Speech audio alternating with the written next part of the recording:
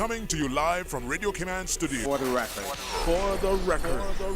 Hear from your government officials, independents, and the opposition on issues that matter to you. The record. Engage in an open dialogue between residents and lawmakers. For the record. The record.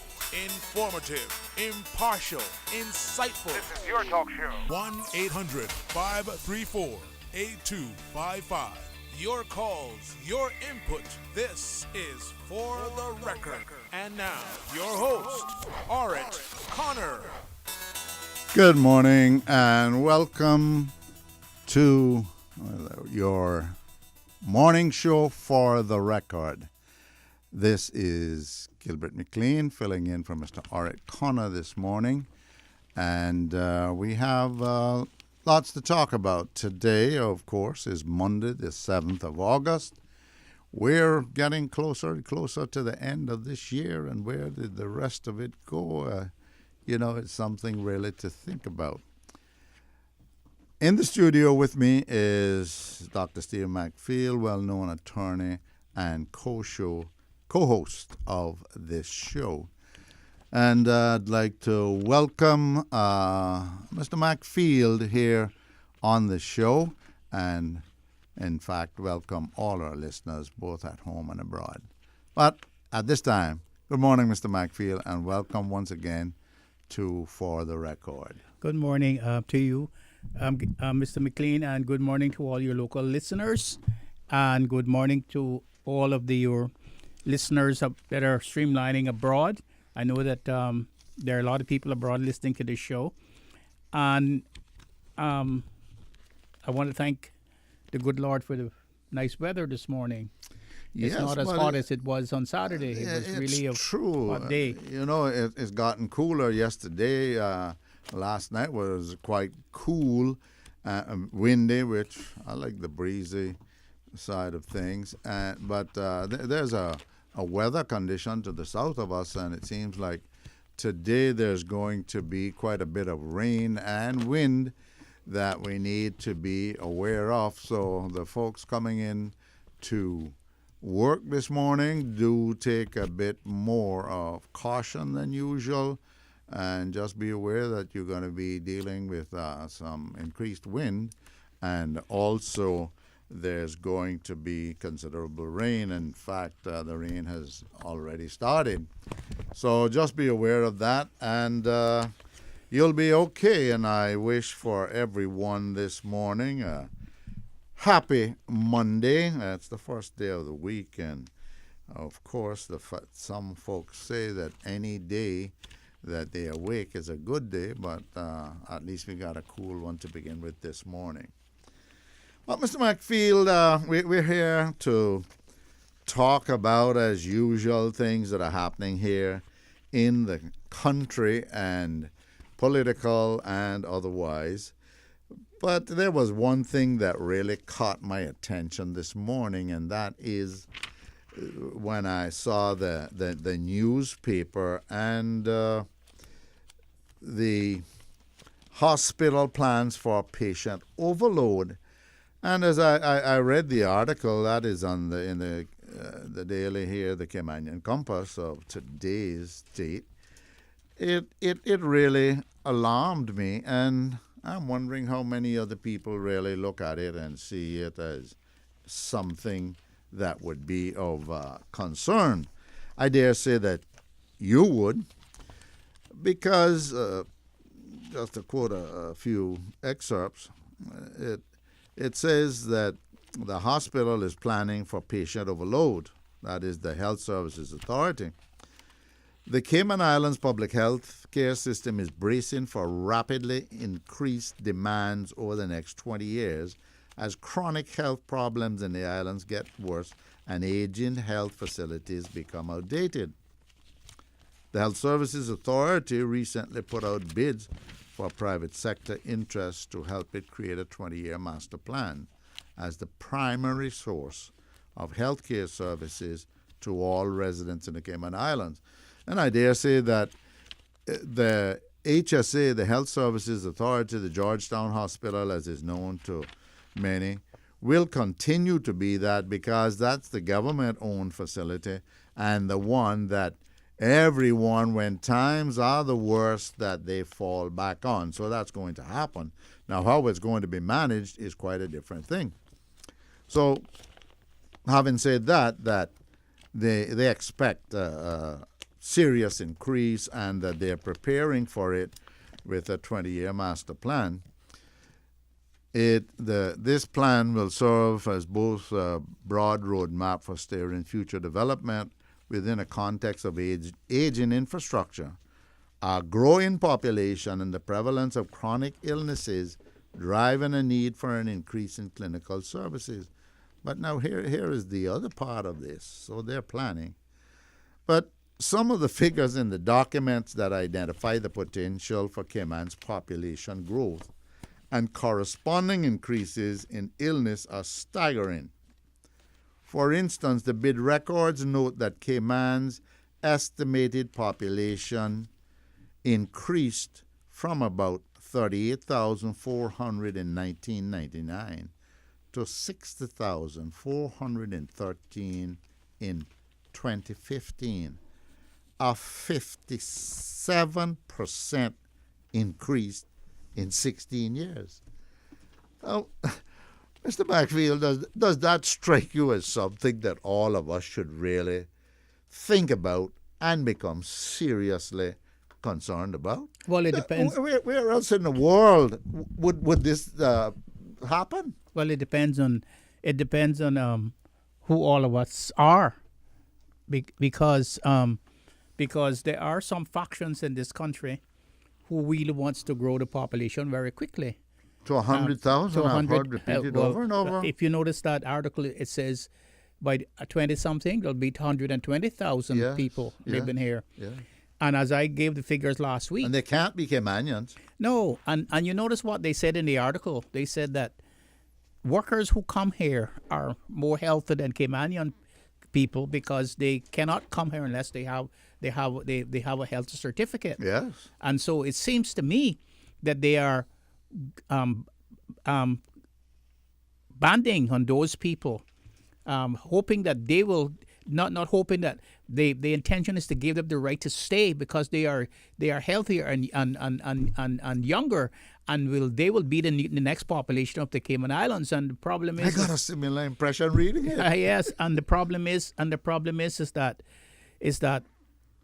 when you look at our lifestyle, it has changed since the 1980s, 70s, 80s. It has been a lifestyle that has not improved our health situation. I mean, I really have no apologies to make for what I say about that, because when people see me and they say I'm 82 years old and they can't believe it. I was at a hospital the other day, and I went for a checkup, and the lady was there for about an hour, and she said, I was waiting there, and I said, what's the problem? She said she couldn't find my file, and she said she found a file, but it's looked like it's from my father. So I said, well, when was my father? When was the birth of my father? She says 1934. And I said, that's me. So she came over and she said, but that is a lifestyle that when I read all the things about lifestyles that didn't gear towards good health at the ending of your life, I took precautions very heavily, and I noticed that when I was growing up, there were no Burger Kings and there were no fast foods next door to the schools. That's right. Where you could get all those foods with sugar and that is not healthy. And you notice that they say that there's such a percentage of our children are obese. Obese. They are obese. And are suffering from diabetes. Yeah. And I never heard that when I was growing up.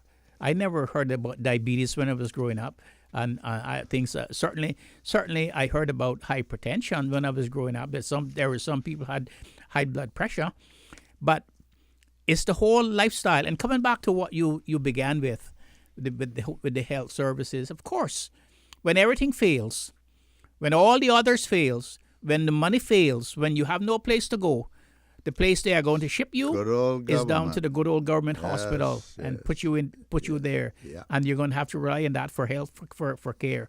Yeah. And so it is something remarkable that we need to talk about, and that we need to dialogue, and that we need to be serious about. But the most serious thing in that article is the fact that the population is growing, tripling in a generation That's right. right before our eyes, Yeah. and we are not even conscious of it, or some of us are not conscious of it. That's the most important thing. And you got to begin to say and wonder, who is this increase helping? Is it? It could never be that this increase, these number of jobs, which bring the numerous people here from all over the world. It cannot be that these jobs are increasing for Caymanians because there are 1,100 or whatever Caymanians that are without jobs, and there is a constant cry that that Caymanians don't have employment. So it seems as if it's being increased so that there are more mouths to feed, therefore there'll be more import of goods, and there'll be custom duty on that, and that the supermarkets will be able to sell more food and so on. And people will be able to get richer. Isn't it something really scary when you think of that? Because populations are supposed to grow basically on via the birth of its people and so on. But we talk about that we have 130 and 140 different nationalities here, as if that is bringing some particular kind of wealth to us, rather than we should be talking about managed growth in our country. It's unbridled growth, and it's unbridled growth population-wise. It's unbridled growth economy-wise. Everything is wide open. And you notice that, I just want to bring this to your attention, Mr. McLean. You notice that in the 1950s and 60s, for instance, one of the growth engines, the tourist industry, most of that was owned by Caymanians. Yes. The hotels were owned by Caymanians. The grocery stores were owned by Caymanians. The restaurants were owned by Caymanians. And most of the labor force, the construction was owned by Caymanians. The Arches, the Elroy Arches, the Jimmy Powell's, all of those people were the great contractors. They built the buildings downtown that you see today. They built the condominiums you see on the 7 Mile Beach, the older ones, the stuff.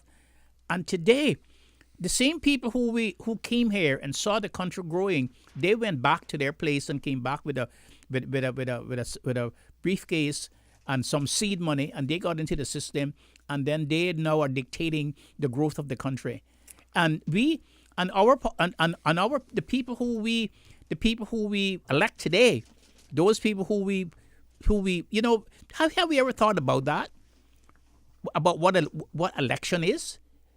You have to represent you, to represent us. Yes. To represent us, to stand in your shoe on your behalf, and they're getting paid. It's not something that they're doing that they're doing for charity.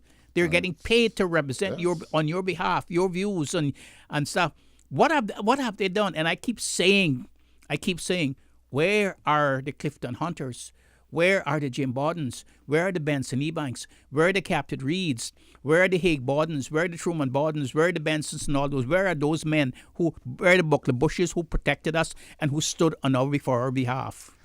Mr. Macfield, those are certainly questions that we need to find some answers to, and it seems real fast. However, we got to take a quick break at this time, and we'll be back right after this break. You're listening for the record. Do stay tuned. We'll be right back.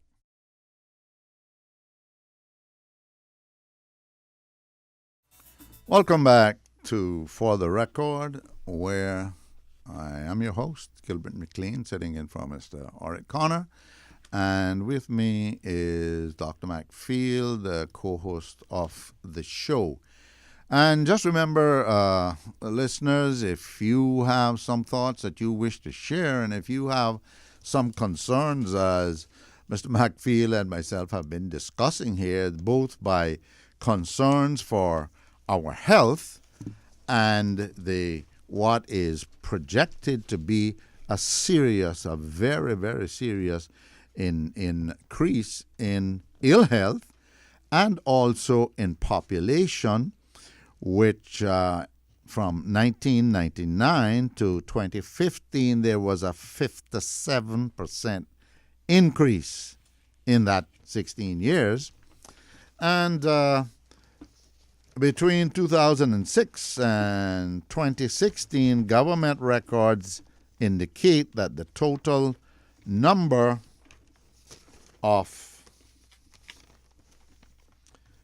hypertension cases grew by 85%, diabetes by 65%, chronic lung disease by 86%, and cancer by 126%. If you wish to get in touch with us, you can call us at 1-800-534-8255 or 949-8037, or you might wish to actually reach us by email if you don't choose to, or you're someone who would rather not be heard on the telephone. Then you can call us, or you can email us at fortherecord@candw.ky. During the break, Mr. Bankfield, we were speaking here, and you noted that Mr. Vassal Johnson, in his book, I forget the title of it just now, he spoke of a situation where, he made the point that Caymanians owned the people who then. actually Yes. who owned the businesses, Yes. and they were the ones who were hiring foreign persons as were necessary.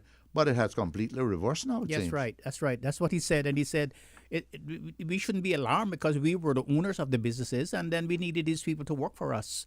And therefore, we would have benefited from this upsurge in the economic system.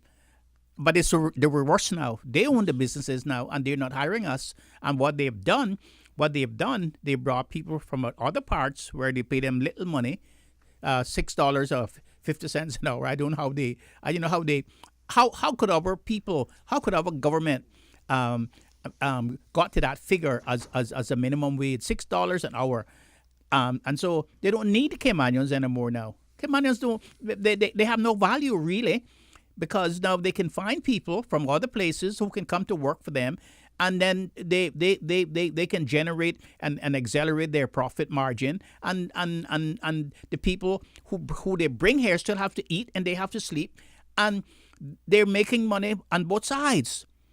And so now the average Caymanian is not needed. He has no value anymore. So he is now on the sidelines, and he's getting more cancers, more hypertension, more diabetes because he's eating badly. He can't eat the kind of foods that we ate when we were growing up. Of course, now that those kind of foods now, they're being sold now, but they're calling them organic foods now. They were the ordinary foods that we ate to prolong our life. And now we don't have enough of it. Enough of it, and they call it organic food. Mm-hmm. But Mr. McLean, that brings us to the next topic in which we want to get to when we come back from the news break. Those figures that you have quoted there doesn't include the almost 10,000 of us that Dr. Lockhart says has mental issues. Yes, very, very true. So if there are almost 10,000 of us that have mental issues, yes, and there are 36,000 of us who are Caymanians, and we are saddled with all of those all of those reoccurring diseases, how long do you think that we will last in this country? How long do you think we can sustain our history and ourselves in this country? It appears like we are growing towards a situation where we will be all much sooner than later become patients, because Dr. Lockhart in particular has been stressing this over the years, and it seems as if nobody is listening until I see here recently now that there is going to be a facility built where a long-term facility. I had the honor of, when I was Minister for Health, for creating the short-term one with the 8 beds at the HSA, but now it has to grow. There has to be something bigger because it is the whole stress, the disruption to our society, our way of life, our everything that was us. So now people, even unconsciously, are reacting to it, and it's affecting the way we think.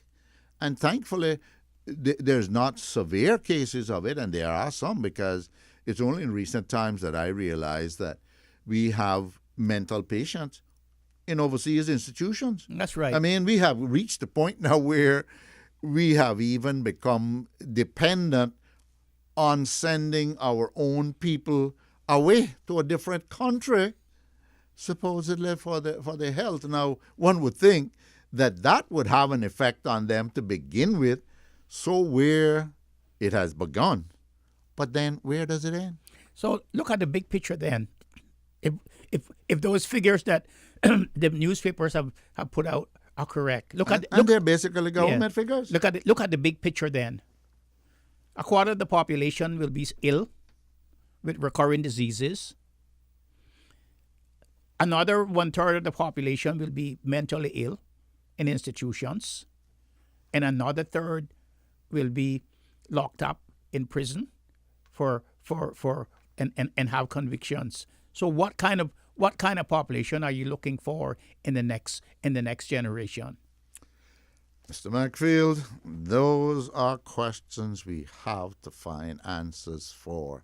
And there must be people like us there who are listening, who have some ideas, who have some feelings, some views on this. We invite them to give us a call at 1-800-534-8255 or 949-8037. But we got to go now to a break for the news at 8 o'clock. Stay tuned. We will be back.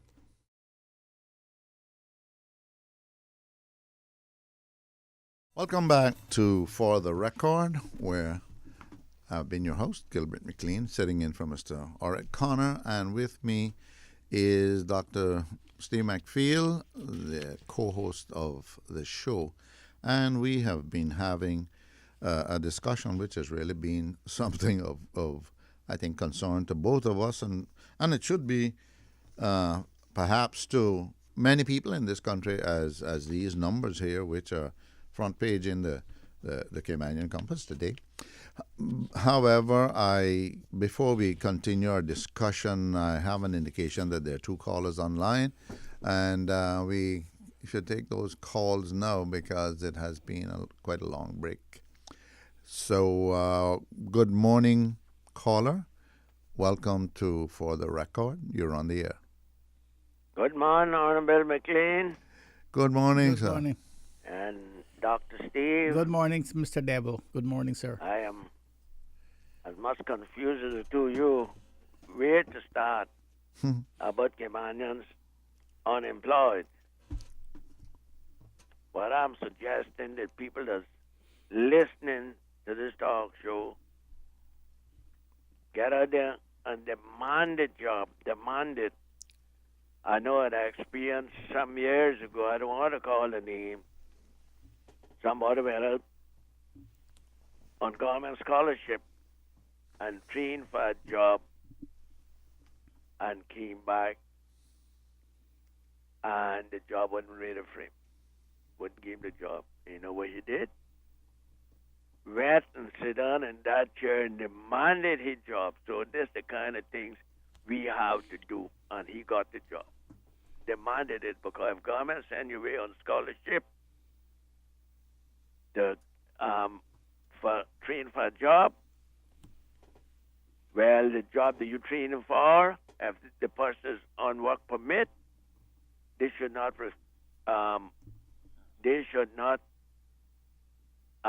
renew their contract knowing that you come back for your job. So that the government got to lead the way. Government got to lead the way. And I still maintain that the people we paying to represent us is not doing what they have to do to help us Caymanians. But we Caymanians, there's other job got demanded. And I strongly recommend that those little things, like a little smoke a ganja for criminal record, should be wiped out. Because they're using that criminal record against us as an excuse not to hire us. So get that thing straight. The prison wasn't built for that kind of stuff. We had, at one time, we would send a prisoner to Jamaica, and we had some indication they wasn't treated right. So we sent a team of a delegation up there to check it out, and they came back to say, no, our prisoner not treated right. We had to pay to put them up there. And we decided to build a prison for our prisoners, but not to fill it up with a little smoke of ganja to give us a criminal record. And see where it gone. You see where it gone now? You see how much money it costs us now? They shouldn't be costing us that. Mental health. Yes, long overdue. Long facilities, long overdue. We got plenty of people here that need a facility. Quite true, caller. Very true. I don't know if you needed that size to start with. I think you could build it, have the plans, that if as the time come out you need more, build it. It looked like maybe we could have to import people from other countries now to fill that up again. That cost us. I don't know. But the plans look kind of big to me, but I know we got plenty of people that need it. After Hurricane Ivan, I still maintain those babies and children, that had an effect on them. So some of them, I believe, is having a little problem with mental health now. So it has been said, that's for sure. Let's see. Any other thought you want to leave with us, caller? Yes, but that's some of my thoughts. But you Caymanians that need a job, fight for it. And you people that's in power, that we pay to represent us, release us. Don't you bring in this cheap labor now to finish something. Caymanians cannot work for $6 an hour. I get what you were saying, Dr. Steve, but before the legislation, they were working for $2 and $3 an hour. Now they can't work for less than $6 an hour, foreigners. So it's time now. We had to pass a law sometime. They were talking about it for years, but we finally put it in law. But they had to start somewhere, but it's time to amend it and put it higher. Well, it didn't even work. It didn't even work all the way for that, because if you work in the hospitality industry, they can pay you $4.50. Yes. Caller, I'm going to ask you to leave us there. Thank you for your thoughts. We have another. Thank you to you for the work you're doing. Thank you. We have another caller, and let's go to that caller. Good morning, caller. You're on for the record. Yeah, good morning, Mr. Gilbert. Good morning, Dr. Matthew. Good morning, Good morning. sir. Yeah, I just got a quick thing, something quick to say. Isn't there any teachers on the island now, local Caymanian teachers, that could take on the position as being principals for some of these schools? Why I'm asking is because I understand that there's some vacancy available in some of these as principal in some of these schools, and it seems like they're getting people on work permit to come in and rubber stamping the permits and everything and approving them without even having an application process or the jobs being advertised.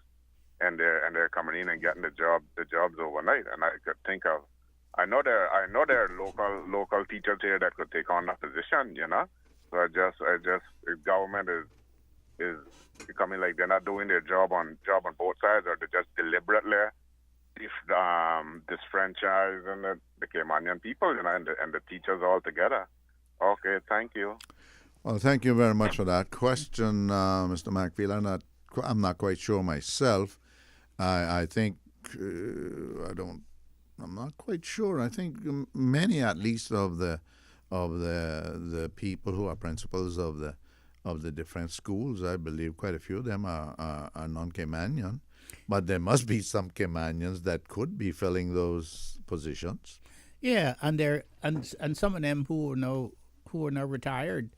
Now that the retirement ages have increased, they could bring them back also, because some of them still have their faculties intact. Oh, yeah. They're physically able to work. And some of them would like to continue. Yes. But you know, the caller raises some other questions too. Why do we have, in this day and age, to keep importing teachers? It seems to me that is one profession that Caymanians had garnered and had overwhelmed, had an overwhelming success in during the time I was growing up. Most of the teachers were Caymanians. There were a few teachers from Jamaica, and when I was going to the Seventh-day Adventist school, there were teachers from the United States, but most of them was from the West Indian Training College and stuff. Why is it that we're not invested in something like that? That is the big question. Why aren't we investing mass focus on teachers and doctors? I see that we have another call, so let's take that to give the caller the opportunity of being heard. Good morning, caller. You're on the air for the record. Good morning, Gil, and good morning, Dr. Mike Field. Good morning. Good morning. I have to concur with the devil. I don't like to do it, but yes. he was right. He's a special devil. Yeah, and I heard you mention, Dr. Mike Field, about wages and what it was in the past and what it is now. You know, it really is a shame that we have degraded our people to such a degree that $6 an hour for a working man that has a family, it takes him a full 8 hours to get $48, not even half $100, and that has to buy white man food,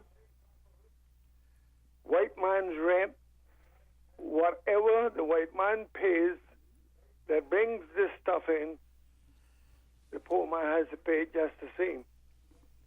And, you know, we might not want to say it that way because that sounds like discrimination, but I like to rephrase that. You can't find any white people working on these jobs for $6 unless it may be some in the hotel industry. But I'm very doubtful of that too. No, we can't actually be sure on that, no. caller. But, you know, the hotel hospitality industry is the one where it has provision in that law that if you work there, you can be paid for $4.50 right, because you supposedly will be getting gratuities. The but of gifts. course, yeah, The gift. gratuities are not in effect Not part of really. your pay. Yes. You earn it, you get it, but it's not that It shouldn't be. You can demand it. You know. No, you can't demand it because it's not there. Yeah, so, you know, I don't like to be calling too much because I guess people would say that I'm responsible for it. But that wouldn't matter me. But the thing is, you know, our people is being subjected to being locked up for any and every little thing, and such as a spliff of ganja that is mentioned, they can't get a clean record after they get that. I mean, that seems to be a forever thing. And unless those who we elect make up our mind to represent us and put things in place that is right, it's going to be the time, and it's not long from now, that our people are going to get it one way or another. A man is not going to starve to death before he decides he's going to get some food. And unless the opportunity is given to them to earn a decent wages, I mean, we just can't blame our people for not working for slave wages. Well, caller, survival is first in the human, human mind, self-preservation, survival. So what you say certainly, I think, works out to be true, and this is where we're at. And when you get a situation where persons realize that their life has become so difficult, then they may do things that we don't want to happen. Yeah. And I'm going to ask you to leave us there. Okay, and thank you for taking the time to call. Have a wonderful day. Thank you too, Thank caller. you. It's raining down here. Thank you. I believe it's maybe raining all over right now. When we took that break, or we went to that caller, Mr. McField, I posed the question: when are we going to go into mass training of teachers and put the pay for teachers way up the scale because of the importance of the service that they give?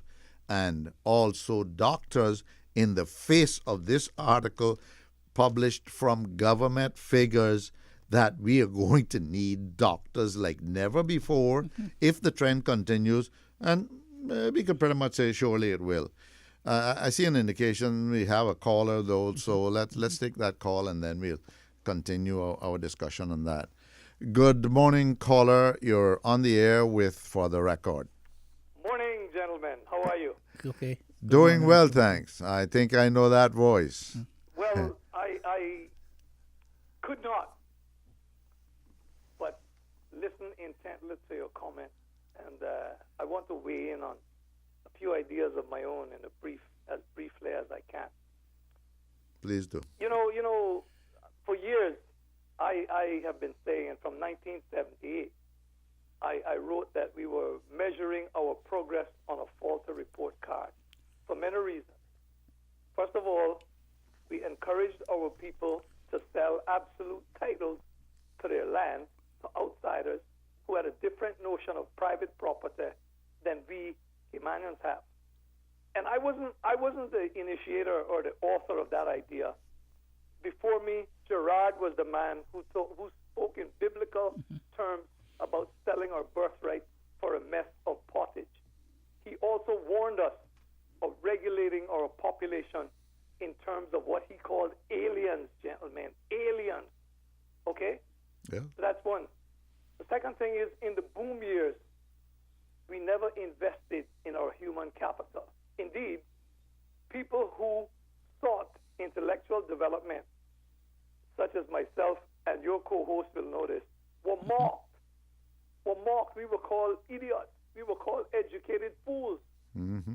And so there was a disjoint, because there were no Caymanians who came up whose intellectual expertise was appreciated in the development of our society. The leaders encouraged us to become wealthy.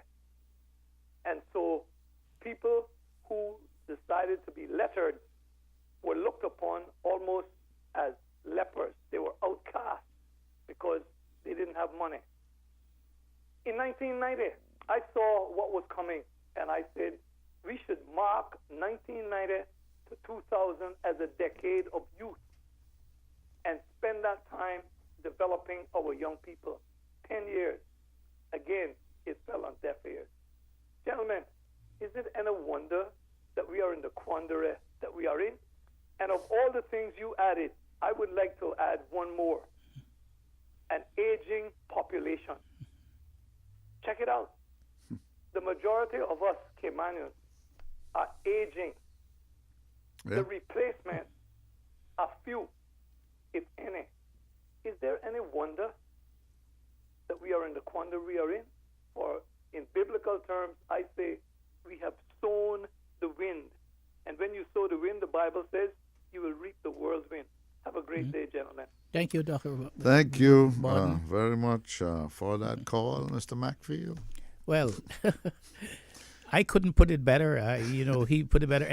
And there he is. There he is with an institution that we pay a lot of money for, that other people come. And I noticed I was up at the institution several months ago. I think it was last year I was there.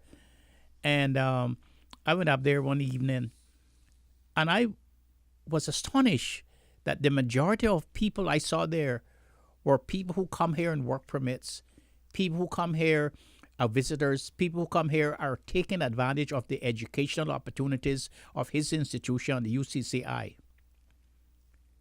They were getting qualified, that the qualification that they did not have in their own country. They were getting it here almost for free. And I don't understand why, if they can train nurses there, if they can train accountants there, if they can train people with other relevant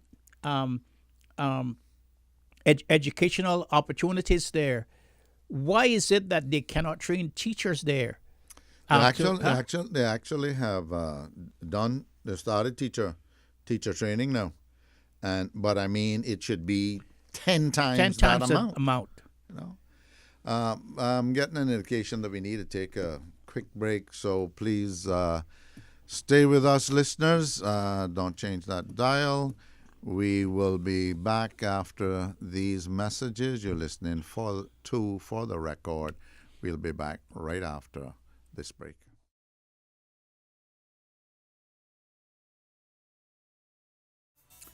Welcome back to For the Record, where I am your host, Gilbert McLean, filling in for Mr. Oric Connor, and with the co-host of the show, Dr. Steve Macfield. We got an outstanding call, Yes. Mr. Macfield, from Dr. Roy Borden. Mr. Roy Borden, who has been pressing this business of education for Caymanians, and also he spoke about his thesis. I remember when he wrote his thesis where he questioned the wisdom, in fact, saying it wasn't wise for Caymanians to sell their land on freehold, that it could be leasehold for one thing, and oh heavens, I mean, there was that sector that went totally batty on that was a communist thing, Yes, and this yes, and that yes, and yes. so on, because their minds did not go beyond what he, to the extent and what he was saying at that time. But now the land is just about all gone. So I see we have a caller, but Mr. Macfield, I'll give you opportunity to speak on that, and then we will take that Well, call. one of the things that he said, which is the whole crux of his contribution this morning, was that the people that we sold the land for has a different concepts of ownership than we have. That's correct. Because remember now, Although I sell it to you, there's some mango trees or whatever, Yes. I can walk on it, getting to my other property or whatever, and you're not going to try to shoot me or put up signs, trespassers. Yes. Stay off. there was no need for easements, registered easements, and something, but you have to have each other's signature to say you could walk across the land. Mm-hmm. And remember too, we came from a land use concept. It was farm the land. Yeah. It was only after the Land Registration Act came into force that the ownership of land became really, really a singular a thing. Because I wrote It was all parceled off. I wrote a paper called Farm the Land, and it's in the library in the University of the West Indies. Some lawyers use it sometimes when they're doing land cases. I know Pierre Lamontant used to use it all the time. It means that if you were in Cuba, or you in Honduras or Nicaragua, and you went over there for 5 or 10 years to work to find money, you could come back and you Gilbert was home, and you had your house on the farm, the land. Your brother and your sisters who were at Cuba or Honduras or Nicaragua could come back and put their house on the land, and you didn't need to have a title, and you didn't need to have a fence to say which piece was belonged to you. We got on his family. You see, it was on his family, and now that has changed. Absolutely. And so, one of the important things that he said, the ownership of land was different. Their concept of ownership was different from us, and we see that with the access to the beaches that we had from 1882, which are indefeasible rights to use the beach, and up to today, our government will not protect us from that, protect that use, that right that we've had, that the law says belongs to us. Yes, quite true. Let's take the call. If the caller has stayed with us, I hope they have. Good morning, caller. You're on the air for the record. Morning. Good morning. See y'all. I would like to say something real quick. Please do. With these cheap labor companies that's contracted by the government at these schools and at the post office and stuff like that is really not acceptable at all. These jobs can be filled by Caymanians. Which jobs are you referring to, generally speaking? Security, and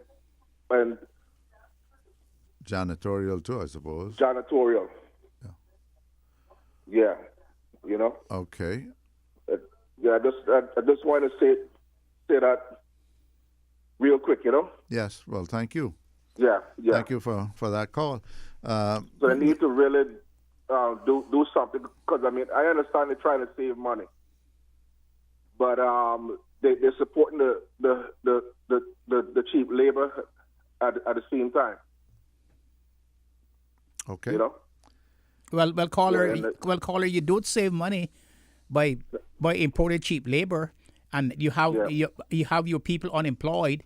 Right. And when you have you have to take the money that you make from the cheap labor to be able to give health care, schooling, to give housing for your people that you have unemployed. That doesn't make sense. That is not an economic good doesn't make good economic sense at all.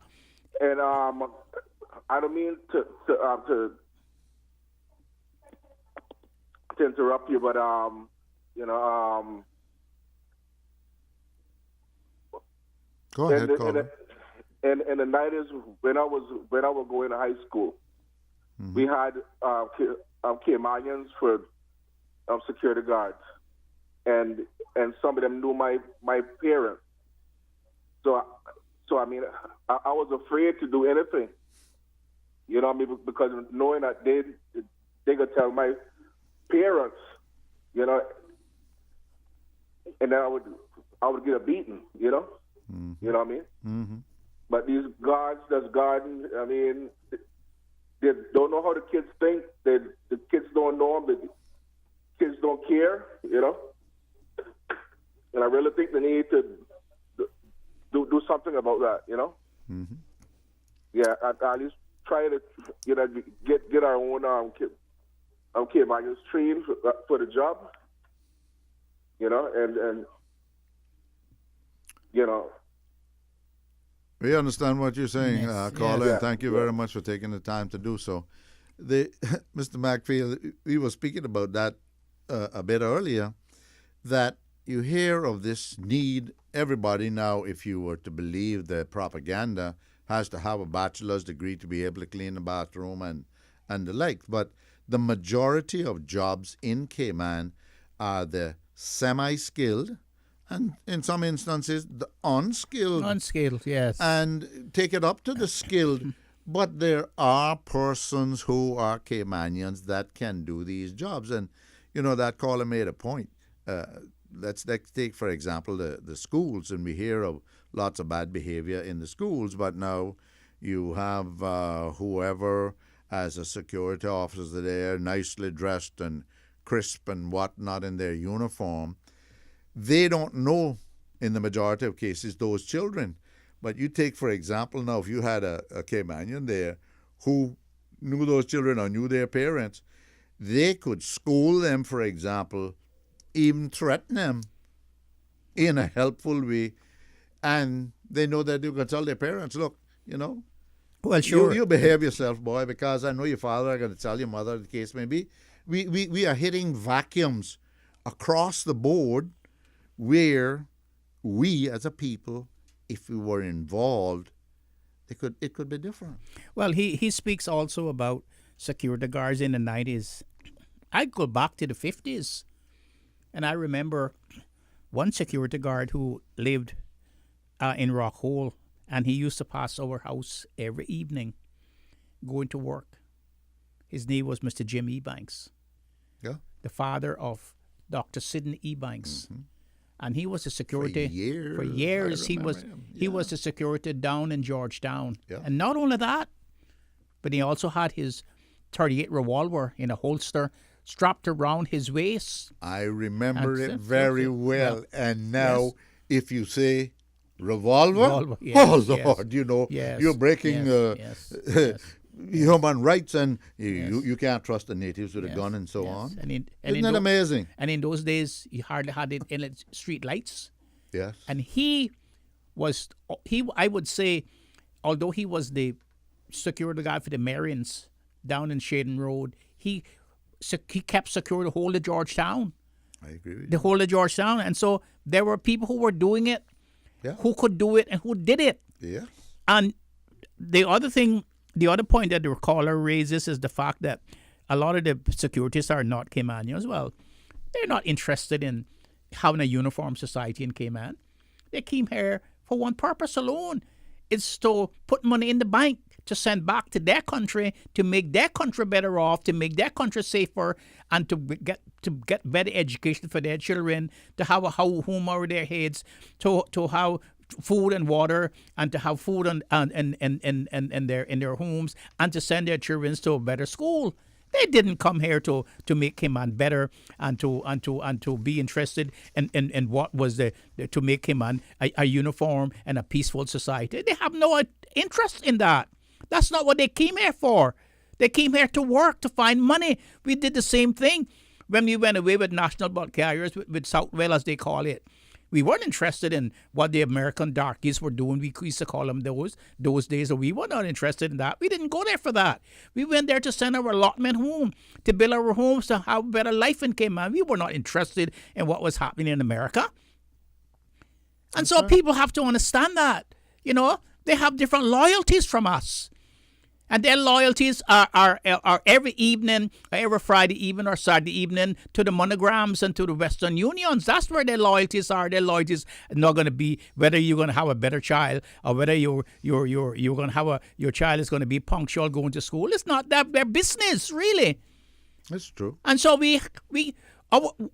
our leaders have to understand this. And then a third thing he's saying is that, well, we now have single-member electoral districts where where the leaders now that you elect, that the people that you elect and pay them money, good money too, to represent you, to take up the challenges that you have and to represent you before the world. What are they doing about all of the problems that you were talking about? I don't see them coming to the radio and saying that they have a solution or putting forward some solution to the questions that we are raising. Where are they? And it's like I let me go back to what I said before. It's not charity. We're paying them good money.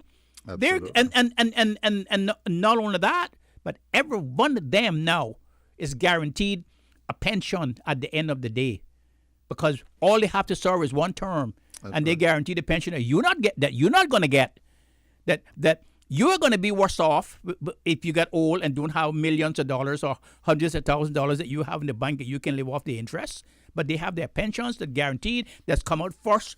When you pay your taxes, that comes out first. That's the first thing that comes out is their pension. And they're going to live better than you, and you're paying them, and what have they done to you? That is the question that I want to ask you this morning.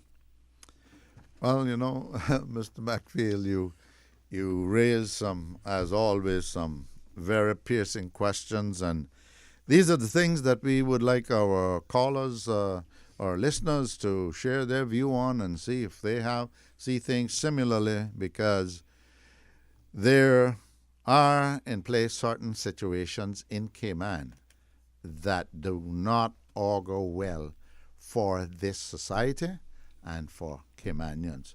What will we do? What are we going to do? What is the government doing, if anything?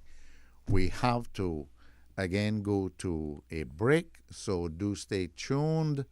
We will be back right after this.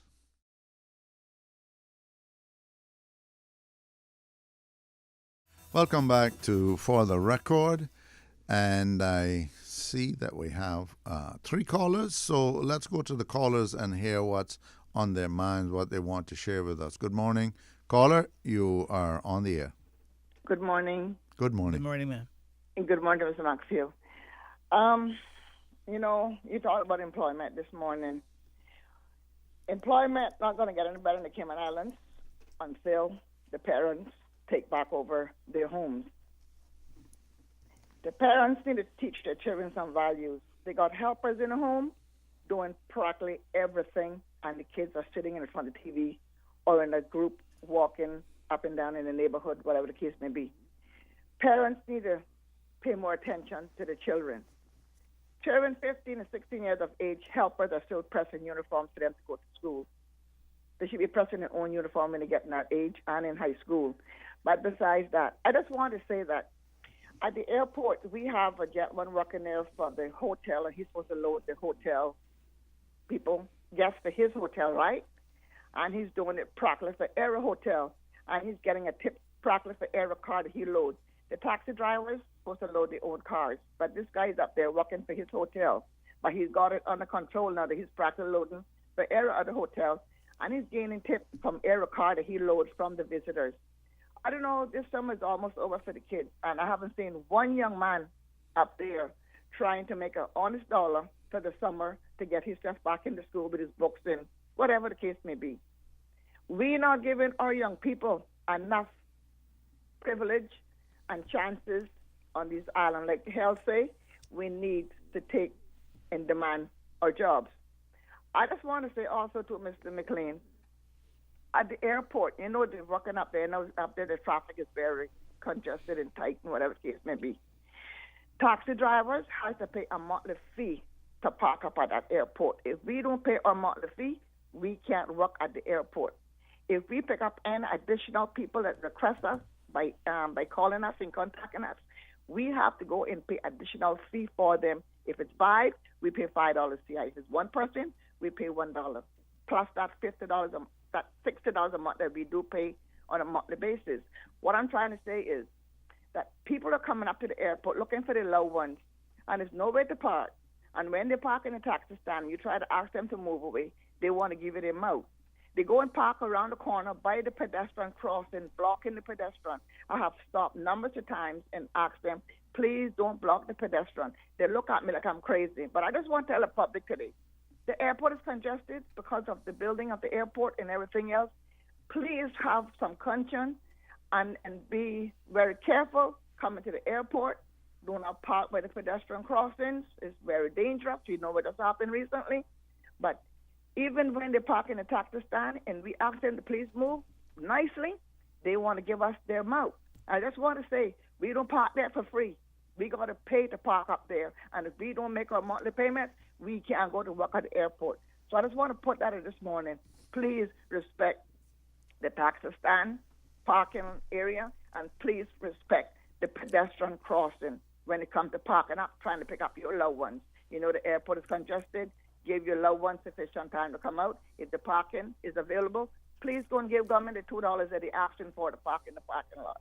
That's all I have to say this morning. Thank you. Thank you very much, caller. Well, certainly that is something which shouldn't be, and the security folks there should see to it that this type of illegal parking is not done, and particularly now that it's under construction. There is another caller online, so let's go to that caller. Good morning, caller. You're on for the record. Please go ahead. Morning. Good morning. Good morning. Yes, I concur with Dr. Maxfield, what he's been saying about the foreigners not having a vested interest in this country. They couldn't give two hoots, and their big thing is how much money they can take home. That's why I advocate that government put border control, all these security jobs, all of these frontline jobs in the hands of Caymanians to train them. I, the other day, posted something on Facebook. Honorable Santa France Madison, Deputy Governor, he has a Facebook page that you know what's going on with him, and you can be his friend. Any other government people, they have a page. If you cannot, friend them. So they don't want to hear no feedback from you. So all they want to do is pretend that they're working for the people, which is not so. I sent this same thing to Mr. Manderson, and he seemed to approve that they should have more information centers. I know they got GIS, but we read that in the papers. What we need to hear from the politicians is what are their plans. They should ask us for feedback. They run in this country like it's just about 19 people now, and that we don't have no vested interest in it. We can't put people in jobs on the front line, customs, airport, taxes, and stuff that don't have no vested interest. They don't care how they present themselves to the public. Government is trying to please the whole world. They can't do that. They're boosting everybody's economy but ours. They're helping everybody else's citizens but their own. Charity begins at home. They need to pull their socks up.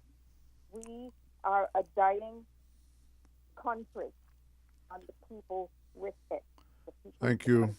Thank you, caller, for sharing your thoughts on the matter. And it's true, they say he who tries to please everybody means that you please nobody. I mean, there is another caller, so let's go to that call. Good morning, caller. You're on the air. Hi, good morning, gentlemen. Good morning. Good morning, ma'am.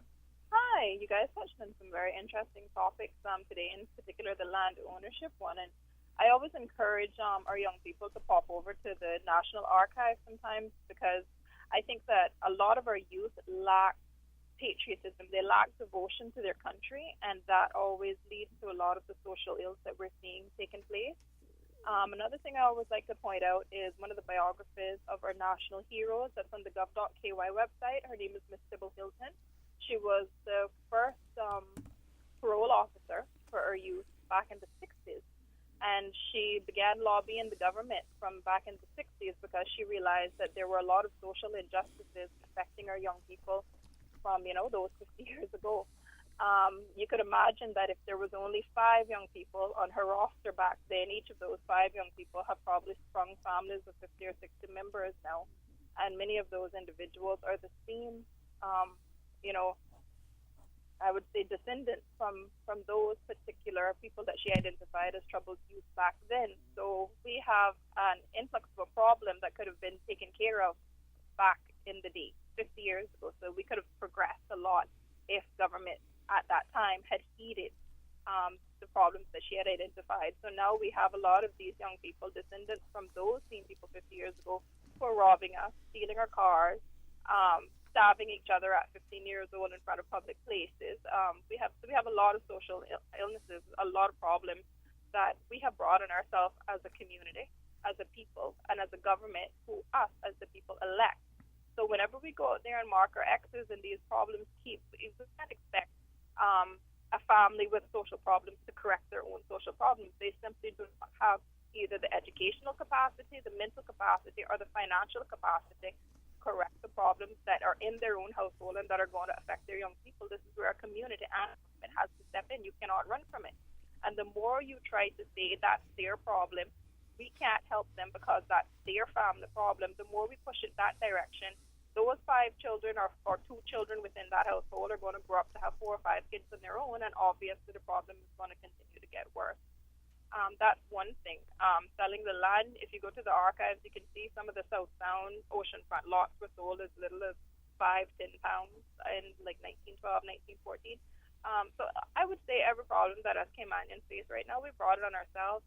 Please never forget that a Caymanian signs every work permit application that goes through the immigration department. So we really have to think this through on our own. We can't blame it on any other country. We can't blame it on any other nationality. We can't blame it on another government or another people. This is something that us as a community and as a government have to handle on our own. And we have to be fair about it. We have to be sensible about it. And we can't blame it on anyone else anymore. This is our problem. And we have to fix it. Thank you very much, caller. Caller, before you go. A true fact, isn't Are you it? still there, caller? Hello? No, I don't think so. I was going to ask her how old is she, because everything she says is right on par. Absolute and, truth. And she speaks about the lack of patriotism in the young people. Well, if you don't teach patriotism from the time they're young, how are they going to have it when they become adults? They don't understand what patriotism is. Certainly, we were taught patriotism when we were young. That's the reason why we can come on the radio and we can hold our own, and we could without fear or contradiction from anybody else, because we were taught to be patriotic to our country. We learned that in school. We learned what our motto was, our song was. We learned who we are, who our grandfathers were, and who our people were as a people. We learned what their contributions were. We learned what their contributions were and where they went around the world and what they did, and they made us proud to be their sons and daughters. Today, there's a generation gap, as you said. One of the old administrators told you. What Castro did to the Cubans, he created a generation gap. Well, we didn't have to create one here. All of the cell phones and the WhatsApp and all of those modern gadgets created a generation gap here. And many times you see children in a household, like she said, and which is true, that they have difficulties. The mother and father can't help solve the problems because some of them can't even read and write and can't even understand what the problem is. And so we have not been a patriotic country really since, I would say, since the boom started and the money started coming in, and where everybody had a chance to become rich. We gave our patriotic ambitions up, and we took on the dollar. And so what happened now? We have left now with the idea that we may become middle class or second class or middle class or first class, and we're not. And then there's nothing to hold on to now, because what happened? Everybody came in now, knew the weakness that pervades us, and they have taken advantage of us, and we are left now as the strangers in our own country. We are what the Israelites was in Goshen in Egypt.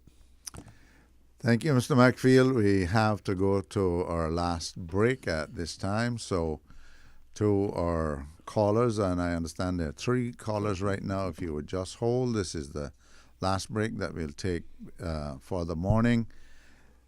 So please stay with us. We'll be back right after this break.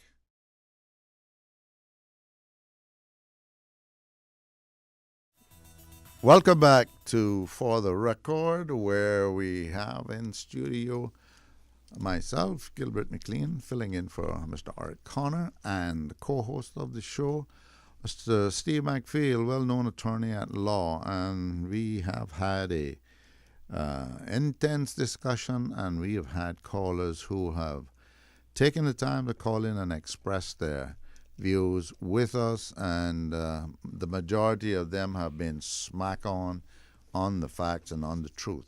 We have 3 callers now, so let's take those callers. Good morning, caller. You're on the air with For the Record. Hello?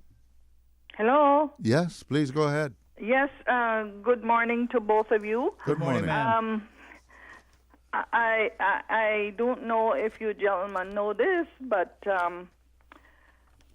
our own Caymanian businesses, most of them, especially the law firms and especially the accounting firms, they advertise abroad, especially in Europe. We see it in Switzerland. We've seen it in England. We've seen it.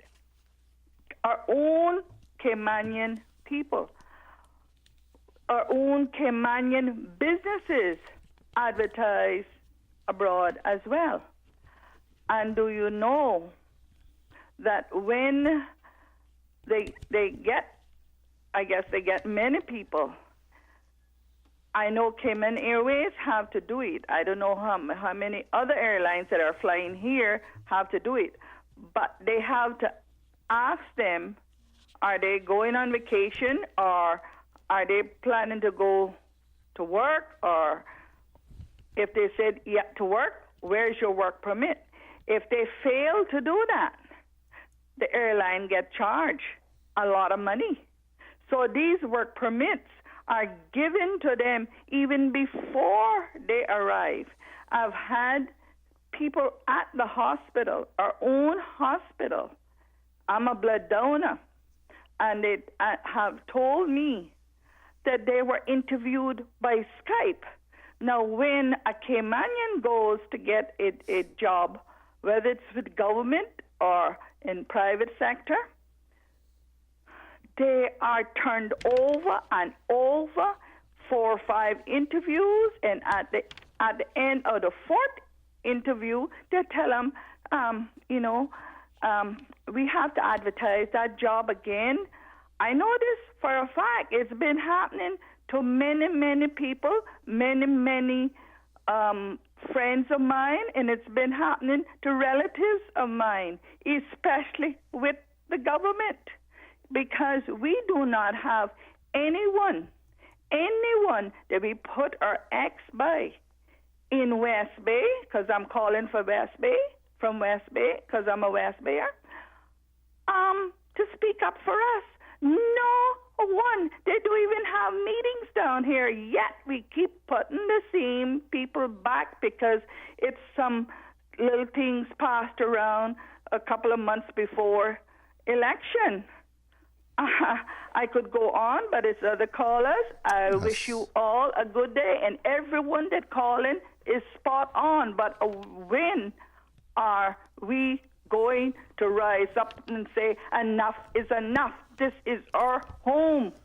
Yes, thank you very much, caller. Thank you very much for your views. And again, we know that is happening. The advertisements are in different parts of the world, and those persons seem to get the opportunity more so than those of us here in the Cayman Islands who are Caymanians. We have 2 callers online, and I'd just like to try to read this quick email which came in, and there's others here, but we won't be able to deal with them because we don't really have the time. It says, "Dear For the Record, the promotion of mass immigration to destroy the national identity of a country alongside control and manipulation of the media were 2 of the aims listed by the so-called Frankfurt School in Germany of the 1930s in order to establish total dependency of all individuals on the state. Add the recent suggestion of the visiting group from the Foreign and Commonwealth Office to modify our voting system to allow non-Caymanians to vote and substitute an all-controlling commercial entity for the state, and we get an idea of exactly what's going on in Cayman. Which Caymanians exactly are promoting this reckless, self-destructing notion of increasing our population to around 100,000? Why would any right-minded Caymanian wish for their identity as a people to be destroyed? Caymanian identity and culture is currently under assault by those who have no regard or respect for our people. We need strong leaders. Where are they? We have to go to the next caller. So, good morning, caller. Please go ahead. You're on the record. Good morning, Gilly. Good morning. Good morning to Dr. McField. Good morning, sir. Good morning. I want to weigh in on the conversation this morning because it's very thought-provoking. And to say the least, we are the orchestrators of our own demise. And we continue to put persons in charge of our business who, one, I will say, don't really know anything about business.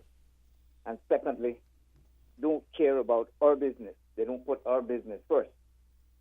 Case in point, if you're a managing director of a company, you're responsible for your employees, you're responsible for your product line, you're also responsible for your profit margin. Well, none of our leaders, past or present, is doing that for the average Caymanian person. And we continue to elect these same people every 4 years, and they're doing the same no-good job, and we keep making the same mistake.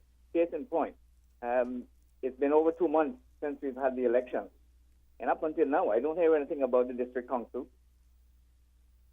Look at the traffic situation in this country. It's getting worse because every week there's loads of flights coming in from different countries, and we get more people coming in on work permits all the time. A lot of these people, they have the work permit before they even come here. Some people, they come here for a vacation, and they apply for a work permit while they are on island, and it is approved. I mean, these are the kind of things that is causing our own demise. The status grant, that's another thing. There's so many things that we could talk about. But the major problem is we have foxes in the hen house, and this needs to change. Well, thank you very much, caller. You have made your point, and we appreciate you taking the time. We have another caller, so let's go to that caller. Good morning, caller. You're on for the record. Good morning, gentlemen. How are you today? We're doing well, Good morning, ma'am. We're okay. That's good. I was quite impressed to hear someone bringing up the issue of patriotism, because truthfully, I do believe that it's one of our biggest problems. We lack, in many cases, patriotism, and that's why we tend to allow all these things to occur in our little 3 islands. Now, patriotism can be expanded into a much larger topic, and of course, you know, our population, our culture has been diluted down so much over the years through marriage, etc., that sometimes it may be difficult for the offsprings to really identify who they owe their patriotism to. But the fact of the matter is, if indeed they are born here and raised here, then there should be some process through which they are taught or encouraged to develop their patriotism to the country that is providing for them. And I do think that it was a very, interesting point that one of the previous callers made. With regard to the work permit situation of them applying before they actually get on the island, that's a bit debatable, because as far as I can recall, the process is supposed to be, or used to have to be done before they actually arrived on the island. And coming here as a visitor or guest or whatever we want to call them these days, tourists, they weren't supposed to be able to apply for a work permit while they were on the island. This process was supposed to have been done while they were off the island. So where that is concerned, I kind of, agree that the process should be done before they get here. However, I don't necessarily agree with the fact that they should be, all of our little jobs, all of our government jobs, all of these positions are being internationally advertised, and our local people are having to compete internationally, which I don't believe that they should have to be doing, regardless of whether the international public is qualified or as qualified as the local individual, means nothing. We are our own people in our own island, and we should be given priority. Now, the other thing, before I hang up, is about the freehold land. Now, that somebody somehow needs to take a hold of that, because we have given away our property, we've given away our island to the highest bidder, and that will continue to happen if some sort of legislation isn't put into place, and it's not too late. In other countries, there is legislation whereby people cannot just come in here regardless of how rich or poor or famous they are and just buy up the land for speculation purposes.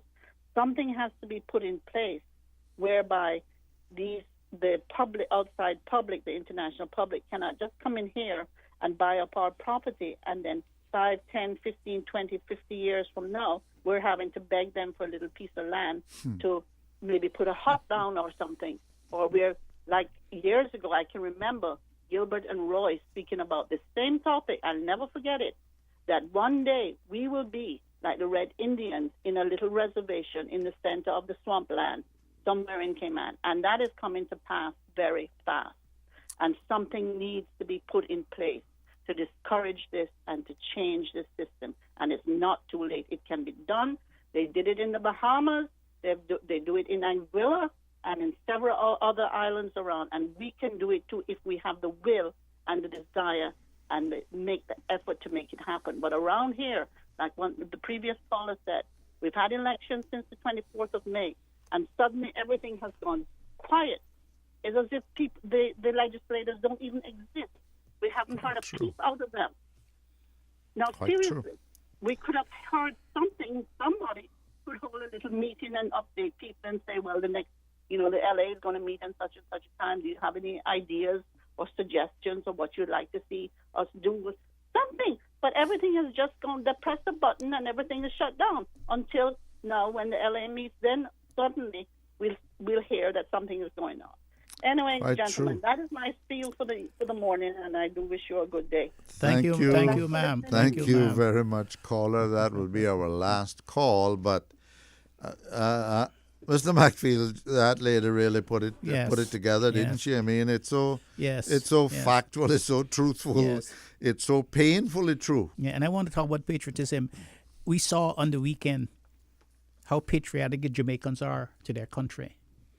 Even though they're not in Jamaica. That's right. They're in a different country. And you saw how patriotic they are to their flag and to their independence and their own country. Yes. You see? That is patriotism. Oh. We're not patriotic because we've been taught not to be patriotic. That's what we've been taught, not to be patriotic. And the lady is making that point that we need to make an effort get to teach and to get our people to understand the importance of that. Exactly. And why. Exactly. And she's right. You and Roy have been making that point for decades now. And I remember you were the first one in the LA that started saying, who are we developing for? If we're not developing for each other, who are we developing for? I mean, if we have enough business that can sustain all the Caymanian people, why do we need more? Why do we need more business for somebody else to come in to bring an influx of people to make more money for them? Why do we need more businesses? And that leads me to the two things I want to say before I go. That there are two things that people pursue in life, not wholly unrelated. One is money and the other one is power. And we say this and take it for granted. The attraction of power we take for granted in politics, where people spend tens of thousands, even millions of dollars in order to have positions in the government or wherever where they have power. But in economics, classical and neoclassical economies, that has no particular role. The trust there is for pecuniary return for money. And I have always felt, and I still feel very strongly, that that denies in the economic world a very large part of the motivation of our people. And that brings me to the point that I would ask you as the host of the show on Wednesday, if you have time, what consideration are we getting for the large salaries that the people that we elect? I believe up to $12, $14, $15, $16,000 a month. And if that is true, if the salary is $16,000 a month for some MLAs, that equates to something like $700 and something thousand dollars for the 4 years that they're in the house. And they can pursue their own businesses. It's not like in London where you become a member of parliament. You have to leave your constituents and go down to London for a year. Or in Washington, D.C., you have to leave Iowa and go to Washington and have a second home there. And you're only making $70,000, $80,000 a year for your job. And it's a full-time job. It's not a part-time job. I want to leave you with that, and I want to leave your listeners with that this morning. What consideration are we getting for the money that we are paying people to represent us and to represent our country? Well, thank you very much, Mr. McField, for posing that particular question. That is certainly something that we can discuss, and I'm sure that there are listeners out there who have views on this as well. And as the last caller, the lady said, it's like there was a band years back called the Roaring Silence. We are up against a roaring silence, and it's as if our MLAs don't seem to exist except for a few who will come out and speak out and say something. Like we've had about 2 or 3 that have actually come here on this show and told us something about what they have done. And it's one of the things that we propose to discuss on Wednesday. I think we should have the Mr. Auden McLean, the MLA for East End, coming on the show on Wednesday, and he wants to continue on where Mr. Ezra Miller left off and discussing the things that they proposed to the government executive. But these are the realities. I mean, these are the things which we need some word on. We need to know where we're going, or if we're going nowhere, if we hit the doldrums, what is happening to all the things that are screaming out they promised for attention. Through the election. Yes, true. However, we've come to the end, and we are actually over by a few minutes, but I think Paul won't crucify us for it. We have to wind up now, however, and it has certainly been, I think, a very fruitful morning, we should say, for our listeners calling in, sharing their views with us, and our discussion hopefully have helped those who have not chosen to do so. You're listening to For the Record. We're about to leave you now, and I have been your host, Gilbert McLean, filling in for Mr. Orrit Connor. Enjoy the rest of your day. Please be careful because it's kind of stormy out there, cool weather, but we got to be careful. Let's not get into any accidents and so on. Tune in again on Wednesday morning at 7:30 when we'll be back for The Record. Informative, impartial, insightful. This is your talk show. 1-800-534-8255. Your calls, your input. This is For the Record.